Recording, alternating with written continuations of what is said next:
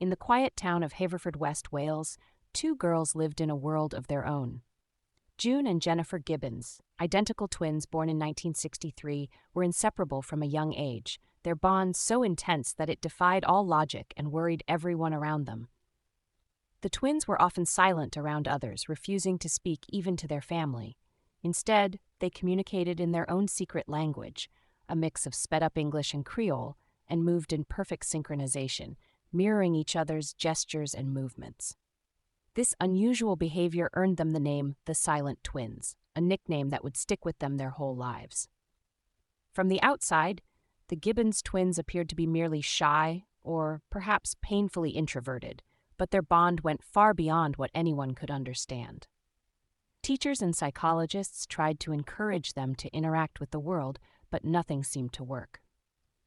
When separated, they became catatonic, freezing in place as if the life had drained out of them. Despite their silence, the twins were bright and creative, often writing poems and short stories, but they refused to share these with anyone. Their writing was like their world, dark, mysterious, and shut off from everyone else. As they grew older, their lives took a darker turn. The girls became more isolated, choosing to withdraw into their shared, twisted fantasy world. They began writing about strange, violent events, some involving hurting each other or people around them. Obsessed with fame and freedom, they believed that one day they would escape their small town and become famous authors. But life had other plans. In their late teens, they started engaging in acts of vandalism, petty theft, and even arson, their rebellious acts escalating in intensity. Their writing became even more disturbing, hinting at their twisted inner worlds where one twin could never be free as long as the other was alive. Eventually, their crimes caught up to them, and they were arrested. The authorities were puzzled by their bizarre behavior and mental instability, so they were sent to Broadmoor Hospital, a high-security psychiatric hospital known for treating some of Britain's most dangerous criminals. Here, they were subjected to a battery of treatments, from intense therapy sessions to heavy medication. But even here, the two twins continued their eerie, silent communication. For 11 long years, they remained confined in Broadmoor, shunned and largely misunderstood. They continued to be silent with others, yet whispered secrets to each other in their unique language. The doctors grew increasingly uneasy, as they seemed to resent each other deeply, yet were unable to live apart. One of the most chilling aspects of their relationship was a silent, morbid pact they'd made years earlier. They believed that in order for one of them to truly live, the other must die. Jennifer had even written in her diary that she sensed she was destined to die, so June could be free. And in 1993, this prediction came to pass in a way that still baffles doctors and psychologists to this day. After over a decade in Broadmoor, they were finally approved for transfer to a lower security hospital. The twins were quiet during the trip, but Jennifer slumped over once they arrived, unresponsive. June began to cry out for help, and Jennifer was rushed to the hospital, where she was pronounced dead of a sudden, inexplicable heart condition. There was no clear cause. She was healthy, had shown no prior symptoms, and her death was later described as a psychophysiological event, almost as if she had chosen to die. After Jennifer's death, June's behavior changed dramatically. For the first time, she started speaking with others, expressing remorse for her past behavior, and began to lead a relatively normal life. June was released a year later and returned to society, but the haunting mystery of Jennifer's death and the eerie bond between the twins lingered, leaving psychologists and the public with unanswered questions. Had Jennifer truly willed herself to die? And what had they whispered to each other in their secret language all those years that bound them so darkly to each other? The Silent Twins left behind journals and stories that hint at their unique psychological world, but to this day, no one fully understands the depths of their bond or the strange circumstances surrounding Jennifer's death. In the cold spring of 1922, a remote Bavarian farmstead called Hinterkaifeck became the scene of one of Germany's most haunting unsolved mysteries. Located deep in the woods, surrounded by nothing but fields and silence, the farm was home to Andreas Gruber, his wife Cecilia, their widowed daughter Victoria, and her 2 young children. The family lived a quiet life, far removed from the bustle of the nearby town. But over the years, strange occurrences had unsettled them. Events that seemed harmless at first until they took on a far darker tone. A few months before their deaths, Andreas noticed strange footprints in the snow leading from the edge of the forest to the house. The footprints ended at the farmhouse's back door, but there were no footprints leading away. Confused and unnerved, he searched the property but found no one. Then strange noises began coming from the attic at night, faint footsteps that echoed through the stillness. The family dog would bark at nothing, as if sensing an invisible presence, but when Andreas searched the attic, he found it empty. The family tried to ignore these eerie signs, dismissing them as figments of their imagination. But soon, items started disappearing from the home, small tools and food items vanishing without explanation. Then, the old house keys went missing. Victoria confided in neighbors that she felt as though someone was watching them, lurking in the shadows just beyond their sight. On March 31st, 1922, a new maid named Maria Baumgartner arrived to work for the family. The previous maid had left, claiming the place was haunted. Later that evening, under the cloak of night, something unspeakable happened at Hinterkaifeck. Over the course of that night, one by one, each family member, including the maid, was lured to the barn and killed with a pickaxe. The killer waited in the shadows, silently ambushing each victim as they entered. The youngest family member, Victoria's 2-year-old son Josef, was murdered in his crib. The brutality of the murders was staggering. Andreas and Victoria showed signs of severe head trauma, and it was clear they had died fighting for their lives. For several days, Hinterkaifeck lay silent, its occupants brutally slain. But strangely, neighbors reported seeing smoke rising from the chimney. The livestock were fed, and the family dog was taken care of. It was as if someone were living there, making themselves at home among the bodies of the Gruber family. Days passed without anyone visiting, until a concerned neighbor finally went to check on the family. Inside the barn, he discovered the gruesome scene. The family members' trapped bodies lay stacked in the hay, covered with a blanket, as if someone had tried to hide the evidence. When police arrived, they found little evidence beyond the bodies. No valuables had been stolen, and the house appeared otherwise undisturbed. The killer had even prepared meals in the kitchen, leaving half-eaten food and a sense of haunting familiarity. Investigators were baffled. There was no clear motive. Was this a robbery gone wrong, or did someone have a personal vendetta against the Grubers? Over time, strange details emerged. It was discovered that Victoria had been involved in a disturbing relationship with her own father, Andreas. Some townspeople speculated that Joseph, the youngest child, might have been the result of this incestuous relationship. Others suspected that Joseph's real father might have been a local man named Lorenz Schlittenbauer, who had once been involved with Victoria but was spurned when she rekindled her relationship with her father. Schlittenbauer even joined the initial search party and discovered the bodies, but his calm demeanor and apparent knowledge of the property raised suspicions. Was he involved, or merely a grieving former lover? The investigation stalled as police struggled to find any concrete leads. They brought in hundreds of suspects over the years, but none were ever conclusively linked to the crime. The murder weapon, a pickaxe, had been left at the scene, but no fingerprints or clues were found on it. The case became colder and colder, with each new piece of evidence leading to dead ends. In the years following the murders, Hinterkaifeck became a place of fear and superstition. People whispered that the farm was cursed or haunted by the ghosts of the murdered family. Locals claimed to hear strange noises at night, and some even said they saw ghostly figures moving in the shadows of the abandoned properties. The house was eventually demolished, but the mystery of Hinterkaifeck lingered, its chilling questions unanswered. Nearly a century later, the Hinterkaifeck murders remain one of Germany's most notorious unsolved mysteries. Why was the family slaughtered so mercilessly? Was the killer someone they knew? Someone who held a twisted grudge? Or was it the work of a stranger who slipped in and out of their lives like a phantom? With no answers and no justice, the Grubers' story has become a ghost tale, a reminder of the horror that lingers in the shadows just beyond the edge of the forest. On June 23, 1965, in the sweltering summer heat of Houston, Texas, police made a gruesome discovery that would forever haunt the city. The case began innocently enough. Concerned neighbors hadn't seen elderly couple Fred and Edwina Rogers in days. Their grown son, Charles, lived with them but was a recluse who rarely interacted with anyone. Calls to the house went unanswered, and neighbors grew increasingly uneasy. Finally, they decided to contact the police, worried something might have happened to the couple.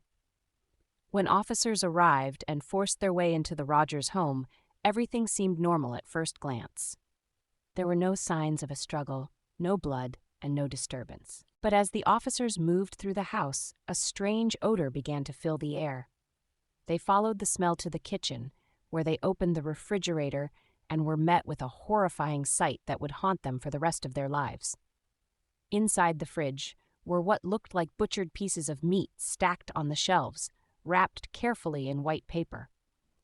As the officers examined the contents more closely, they made a shocking realization. The meat was human, carefully cut into slabs. In one of the vegetable crispers, they found the severed heads of Fred and Edwina Rogers. The elderly couple had been brutally murdered and dismembered, and their body parts neatly arranged in their own refrigerator. It was a gruesome, calculated display, as if the killer had taken great care to prepare the remains, almost ritualistically. Investigators immediately began scouring the house for clues, and what they discovered only added to the horror. In the bedroom, they found traces of blood leading from the couple's bed to the kitchen. Forensic analysis suggested that Fred had been beaten with a hammer, his eyes gouged out, while Edwina had been shot execution style. After the killings, the murderer had meticulously drained the blood from their bodies in the bathroom before carefully dismembering them. With the couple confirmed dead, one question loomed large. Where was Charles Rogers? The 43-year-old son was nowhere to be found. The police began investigating him as the prime suspect, but the deeper they dug, the stranger the case became. Charles was an unusual man. He had worked as a geophysicist for the Shell Oil Company and was known for his intelligence and reclusiveness. He reportedly spoke 7 languages, was a skilled pilot, and had a background in science.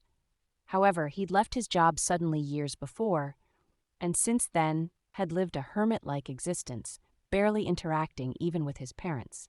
In fact, neighbors mentioned that they rarely saw him, and some even doubted he was still living in the house. Charles reportedly communicated with his parents by slipping notes under his bedroom door, and he would leave the house early in the morning before anyone was awake, only to return late at night. The strained relationship between Charles and his parents became more apparent during the investigation.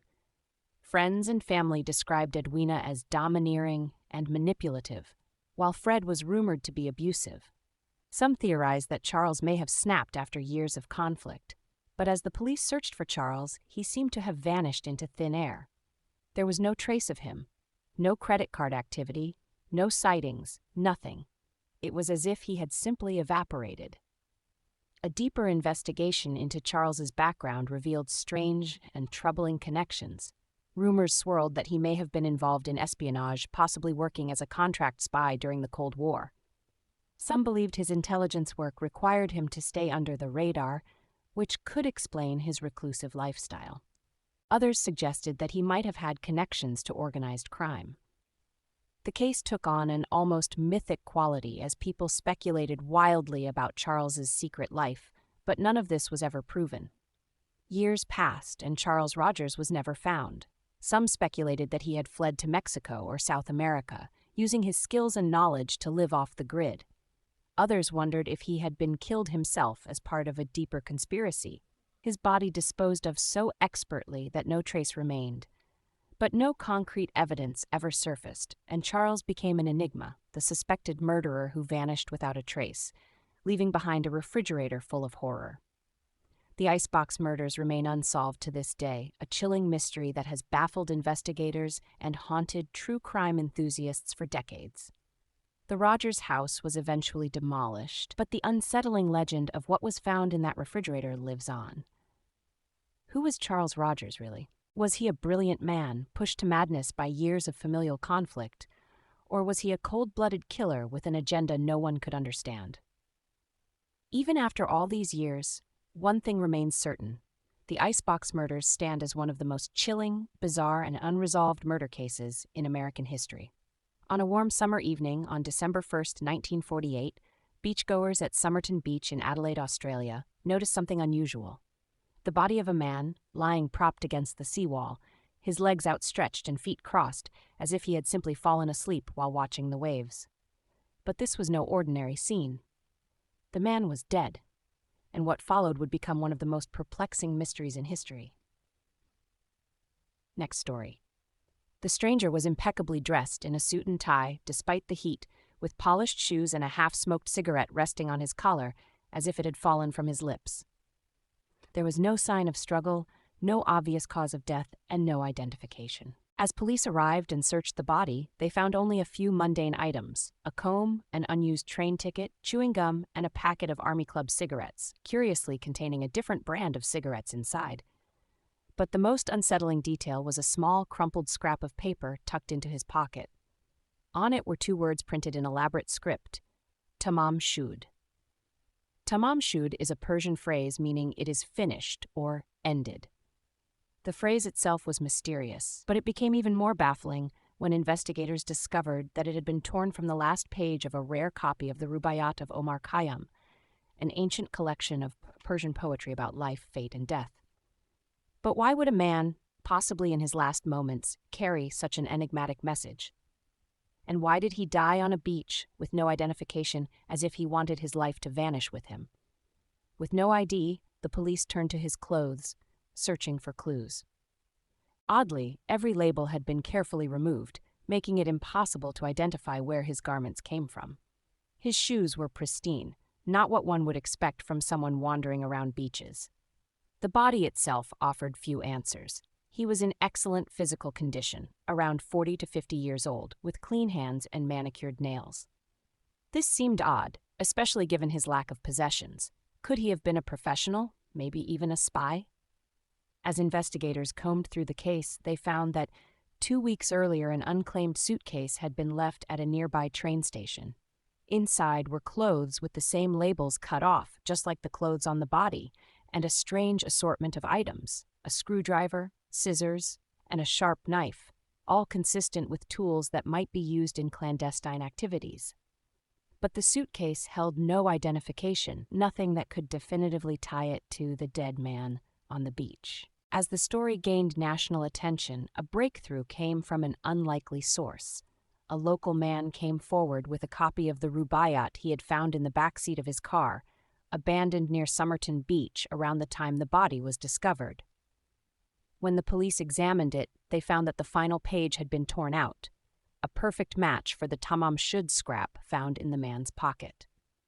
But inside the book was another cryptic clue: a series of seemingly random letters scrawled in a shaky hand. The letters appeared to be a code, one that the best cryptographers in Australia and even experts from the United States and the UK tried to crack. But despite their efforts, the meaning of the code remains a mystery to this day. Adding to the intrigue was another lead. In the book was a phone number belonging to a local nurse named Jessica Thompson. When the police questioned Jessica, her reaction was unusual. She was visibly startled and seemed reluctant to speak about the case. She denied knowing the dead man, but hinted that she may have known who he was. Some reports suggest she later confided that the man's identity was known at a high government level.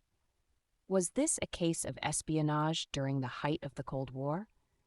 Jessica was known to have given a copy of the Rubaiyat to a man named Alfred Boxall, whom she'd met while working as a nurse during World War II. Initially, investigators believed the Somerton man could be Boxall. But then Boxall turned up alive, with his copy of the Rubaiyat intact, still bearing Jessica's inscription. This left everyone wondering, if not Boxall, then who was the Somerton man? Over the years, theories about the Somerton man have ranged from spy to jilted lover, from sailor to government agent. Some believe he was involved in a love affair gone wrong. Others think he was poisoned, perhaps as part of an espionage operation. The missing labels on his clothes and the cryptic code point to espionage, but there's no concrete evidence. Strangely, the man's organs were found to be congested with blood, indicating possible poisoning, but no trace of poison was ever found in his system. In recent years, DNA analysis of exhumed samples suggested he may have had American ancestry, but the results have been inconclusive. Forensic experts have tried to piece together his story through facial reconstructions and genetic testing, but his true identity remains elusive. The Somerton Man is still unidentified, an enigma etched in mystery. Today, more than 70 years later, the case of the Somerton Man remains open. Who was he? Why did he die on that beach, carrying a cryptic message that simply read, "It is finished"? The answers may forever lie buried with him, sealed under the weight of time and secrecy, his story a haunting reminder of mysteries that may never be solved. Next story. On August 20th, 1966, a young boy flying a kite stumbled upon a shocking scene on Morro do Vintém, a rugged hill in Niterói, Brazil. There, lying side by side in the grass, were two bodies, partially hidden by foliage. The bodies belonged to two men, and the eerie details surrounding their deaths have baffled investigators and intrigued conspiracy theorists for decades. The two men were identified as Manuel Pereira da Cruz and Miguel José Viana, both electronics repairmen from Campos dos Goitacazes, a town several hours away. They were found dressed in formal suits covered by waterproof raincoats and wearing bizarre lead masks that shielded their eyes, resembling the kind used to protect from radiation. Next to them, police found an empty water bottle, a small packet containing 2 wet towels, and a notebook with cryptic instructions. The instructions, written in Portuguese, read 1630 be at the specified location. 1830 ingest capsules, after effect protect metals, wait for signal mask. What could this strange note mean, and what had these two men been doing on the hill? As investigators began piecing together their final hours, they discovered a series of strange events that only, in the days before their deaths, the two men had told their families they were traveling to São Paulo to purchase some equipment they needed for work. However, they never reached São Paulo.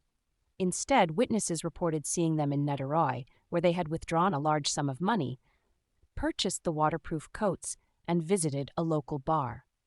The bartender recalled that Miguel seemed agitated, glancing at his watch frequently, and had ordered a bottle of water before they left. According to him, the men seemed preoccupied, as if they were waiting for something or someone. On the hill, police found no signs of struggle, no physical trauma, and no evidence of poisoning, though a full autopsy wasn't conducted due to delays in retrieving the bodies.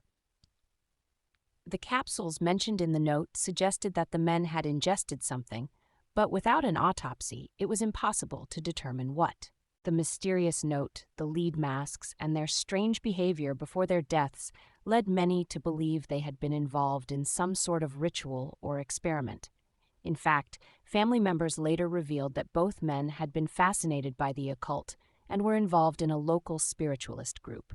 They believed in the existence of extraterrestrial beings and often discussed ways to contact them. According to their friends, Manuel and Miguel had previously attempted other experiments involving radio signals and had been researching ways to contact aliens or enter higher planes of consciousness. This led some to speculate that the men might have been performing a ritual or experiment on the hill that night, hoping to make contact with otherworldly beings. The lead masks themselves were especially perplexing. Lead is often associated with radiation protection, and some believed that the men were trying to shield themselves from some kind of dangerous rays. Others thought the masks were meant to protect them during an out-of-body experience or spiritual encounter. Some theorists suggested they might have been influenced by popular science fiction or even other experiments happening globally during the 1960s, as the Cold War sparked public interest in radiation and extraterrestrial life. Despite extensive investigations, no one was able to explain the purpose of the masks or decipher the exact meaning of the note. Friends and family said the men didn't have enemies or known associates involved in criminal activity, and they seemed like ordinary, hard-working men, until these strange and unexplainable final actions. As word of the bizarre case spread, theories swirled around the world. Some speculated that the men were duped into taking part in an experiment by someone who had ulterior motives. Others believed they had been trying to reach an extraterrestrial craft or even make a psychic connection to another realm. Without a cause of death or more physical evidence, speculation was all investigators had. And as the years passed, the case faded into Brazilian folklore, becoming known as the Lead Masks case, a story of mystery, spirituality, and the limits of human understanding. To this day, the deaths of Manuel and Miguel remain unsolved, a bizarre episode in